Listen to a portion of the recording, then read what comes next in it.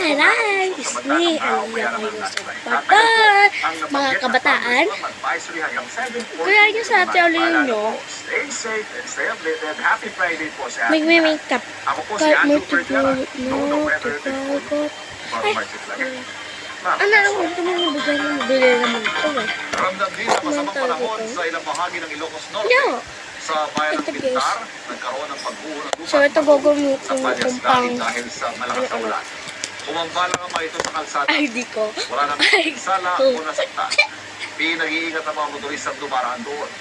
Ang ilang mga isla naman sa bayan ng Pasukin, pinagbawalan munang kumalaot dahil sa matataas na alon. Nakararanas nila mabusog-busog ulan doon.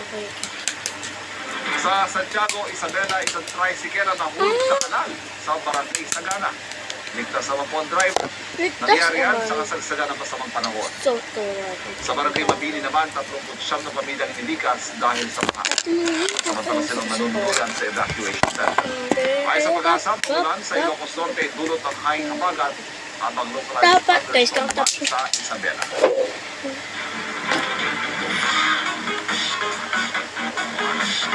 Dapat tapos na ako magsukulay. Tapos na ako magsukulay. Tapos mag-lipstick na ako kasi naalala ko pala mag-bibitsyon. Para may update. Gusto na imo. Alam ko, miss ko na ako eh. Miss yun ba? Good morning. Sa kabilangan ng banta na masamang panahon sa ilang probinsya sa norte ay hindi pa naman gumagalaw yung presyo ng mga gulay dito sa Metro Manila. Halos 2 buwan ang mataas ang presyo ng karot sa bagsakan ng gulay sa Juliana Market sa Quezon City. Mabibili ito sa 250 pesos per kilo.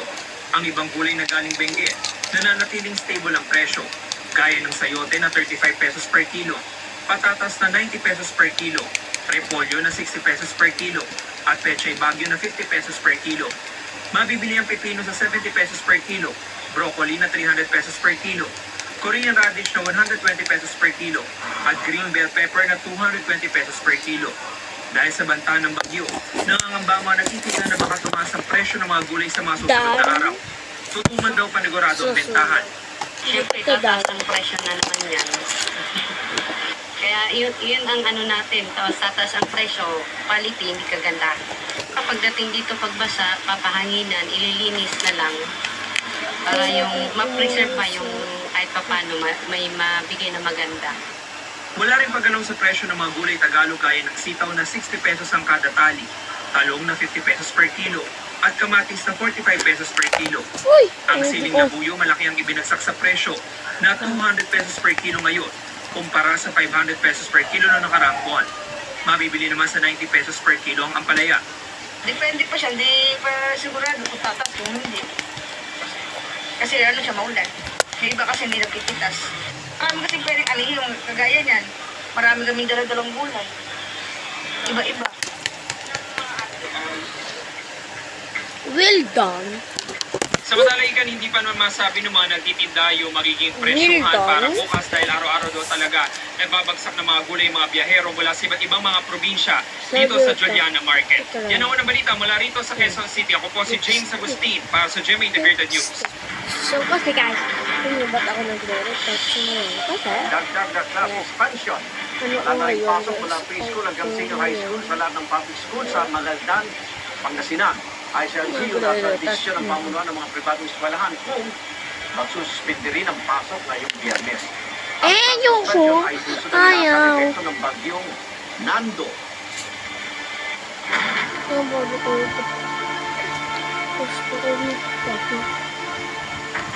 Inilabas ng Senado ang video ng pagdadala sa detention room sa 4 na cited contempt sa pagdinig ng Senate Durable Committee kaugnay sa maanumalyang Gusto ko may projects. pasok. Kabilang sa kanila, ang 3 sa tinaguriang PGC Boys o Bulacan Group of Contractors sa sila dating DPWH at Bulacan First District Engineer Henry Alcantara, dating DPWH Bulacan First District Assistant Engineer Bryce Hernandez, at dating DPWH Bulacan First District Assistant Engineer JP Mendoza. Kasama rin ang kontrabisang si Pacifico Vizcaya. Pinadetain ng komite ang 4 dahil sa mga pagsisinungaling. Ganito. Hindi mo sabihin. Kinupirma ni Senador as Blue Ribbon Committee Chairman Ping Lacson na nakapaloob sa unprogrammed funds ng 2023 national budget ang 600 million pesos sa pondo para sa mga flood control projects sa Bulacan. Ang bilang din yan sa ibinahagi ni dating Bulacan 1st District Assistant Engineer Brian Fernandez na humiling ng legislative immunity sa gitna ng pagkakayon niya ng mga detalye ng proyekto. Pwede pa kami May unang balita maglaban sa sa Sandra Aguilar. Matoy. Gusto ko sinilang ko punto. Isa pa sa idinawit ni Ako, Hernandez ya. na tumanggap umano ng kickback si Senador Joel Villanueva na nanindigang wala siyang kinalaman dito. Binalikan ni Villanueva kung muna litrato ng disappearing messages na umano'y usapan ng Senador at ni Alcantara noong October 2023. That time po, ang sabi po ni So, Boseto ay eto. nagre-request daw po si Guys, Senator hindi na Joel dalaman ng ng candy. pondo po Dinala ko ng pa-crush. ng almost parang ang pagkatapos Sa kanya kasing ganito, sana, sangkling, Subalit ano, dun sa parang blue, pumasok akin, sa pink. conversation Iba po pagsama na may napicturean, kulay pink sa isang kayang ialak na po sa kanya ni nila. Secretary Bonoan is 600 million. Oo, Totoo naman po, Mr. Chairman. There's nothing there. Kahit na Basog. nothing there. That's the new allegation that we are talking about. Was there a time na I asked or I nominated flood control program? Choy. Wala po yung order. Ever since wala pa, So, Mr. Chairman, was there a time na nag-lobby si Senator Villanueva for any contractor Wala na lang in-endorse, pinakitaan ng pabor, or nilabi sa iyo, Sir Alcantara? Wala po.